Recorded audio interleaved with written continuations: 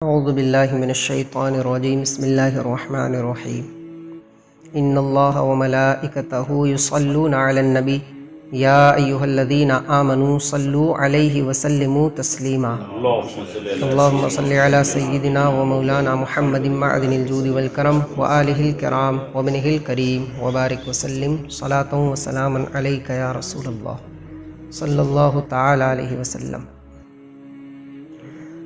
اللہ تبارک و تعالی ارشاد فرماتا ہے انہا ترمی بشرر کالقصر، بے شک دوزخ چنگاریاں اڑاتی ہے جیسے اونچے محل۔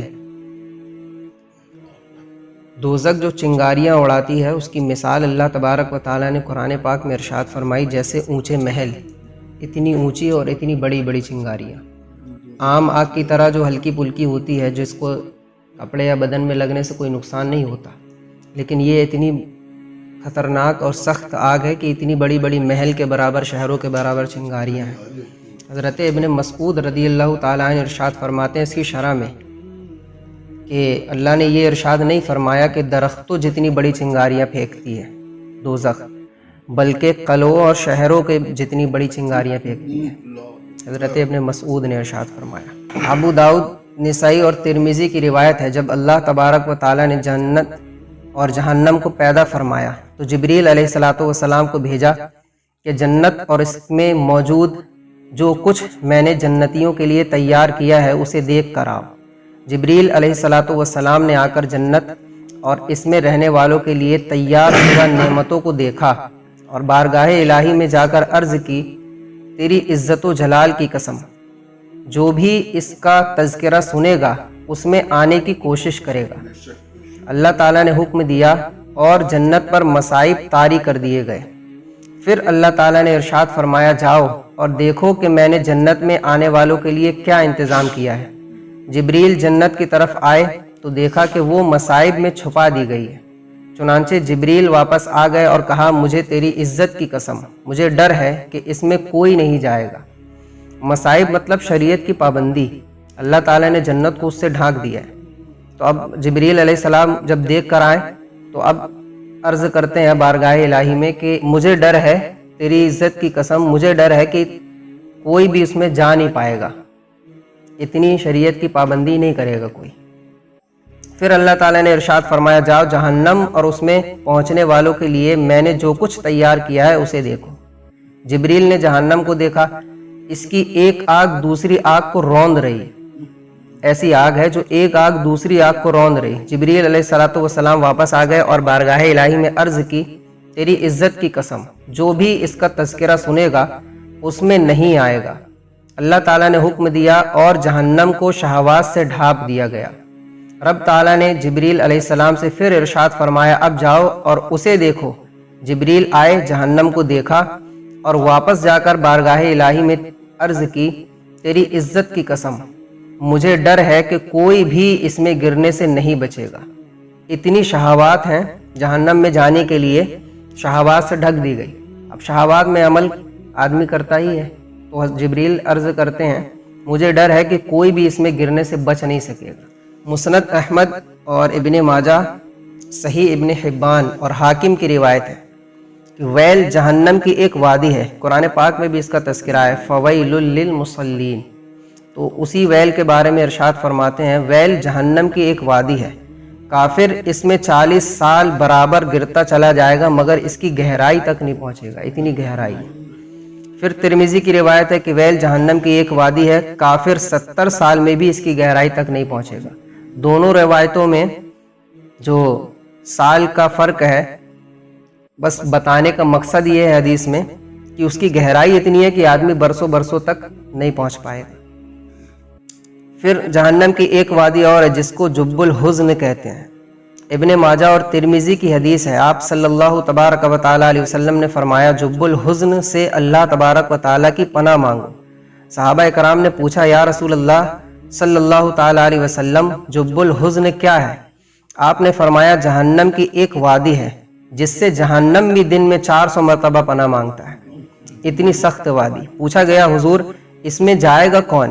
آپ نے ارشاد فرمایا ریاکار کاریوں کے لیے تیار کی گئی ہے، جو اپنے اعمال کی نمائش کرتے ہیں، اور اللہ تعالیٰ کے یہاں سب سے زیادہ ناپسند ایسے قاری ہیں جو ظالم حاکموں سے میل جول رکھتے ہیں۔ طبرانی کی روایت ہے کہ جہنم میں ایک ایسی وادی ہے کہ جہنم اس وادی سے دن میں 400 مرتبہ پناہ مانگتا ہے، اور یہ حضور صلی اللہ تعالیٰ علیہ وسلم کے امت کے ریاکاروں کے لیے تیار کی گئی، حضور کی امت کے ریاکاروں کے لیے۔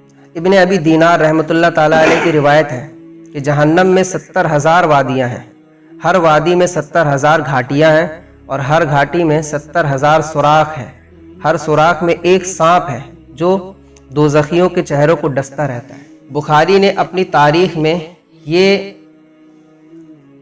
حدیث نقل کی ہے کہ جہنم میں 70,000 وادیاں ہیں، ہر وادی میں 70,000 گھاٹیاں، اور ہر گھاٹی میں 70,000 گھر ہیں، ہر گھر میں 70,000 مکان ہیں، اور ہر مکان میں 70,000 کنویں ہیں، اور ہر کنویں میں 70,000 اژدہے ہیں، بڑے سانپ جس کو اژدہا کہتے ہیں، اور ہر اژدہا کے بانچھوں میں 70,000 بچھو ہیں۔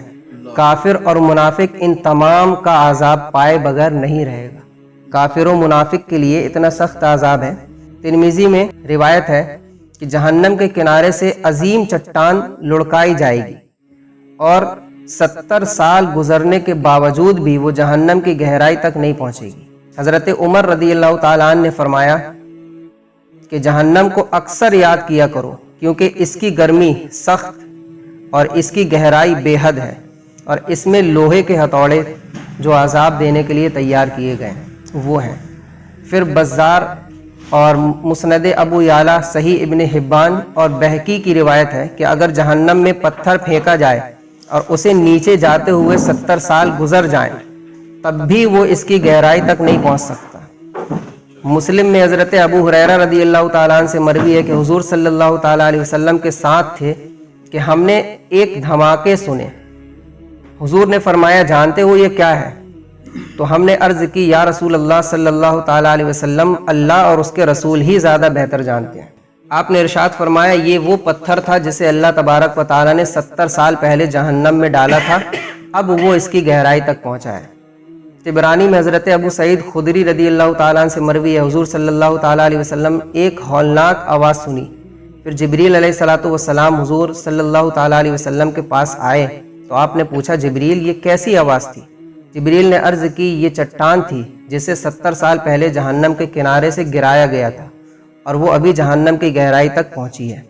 اللہ تعالیٰ نے چاہا کہ آپ کو بھی اس کی آواز سنا دی جائے، اس لیے یہ آواز آپ کو آئی۔ اس کے بعد نبی کریم صلی اللہ تعالیٰ علیہ وسلم وصال تک ہنسے نہیں۔ آپ ابھی کہتے ہیں کہ وصال تک آپ کو ہنستے ہوئے کسی نے نہیں دیکھا۔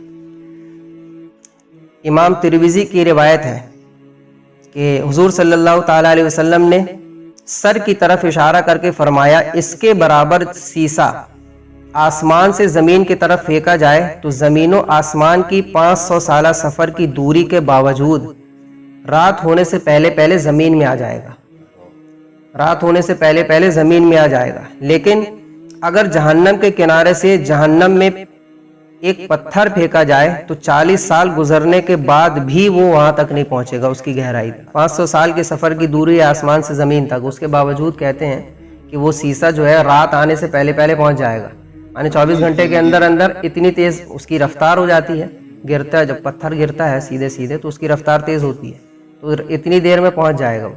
لیکن جہنم سے ایک کنارے سے دوسرے کنارے میں چھوڑ دیا جائے تو تہ تک 40 سال میں نہیں پہنچے گا۔ ابو یعلا اور حاکم کی روایت ہے کہ اگر جہنم کا ہتھوڑا جو لوہے سے تیار کیا ہے اسے زمین پر صرف رکھ دیا جائے، مارا نہیں جائے، کہا کہ زمین پر صرف رکھ دیا جائے تو جن و انسان مل کر، جتنے دنیا میں جن اور انسان ہیں سب مل کر بھی اسے اٹھانا چاہیں تو اٹھا نہیں پائیں گے، اتنا بھاری ہے۔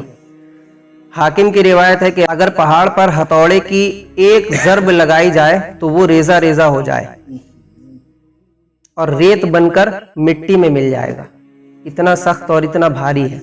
ابن ابی دینار کی روایت ہے کہ اگر جہنم کا ایک پتھر دنیا کے پہاڑ پر رکھ دیا جائے تو وہ اس کی گرمی سے پگھل جائیں گے، اتنے گرم بھی ہوں گے وہ پتھر، اور انہی ساری چیزوں کا عذاب ہوگا۔ اللہ تعالی ہم سبھی کو عذاب سے محفوظ فرمائے۔ اس کے آگے کل پڑھتے ہیں انشاءاللہ۔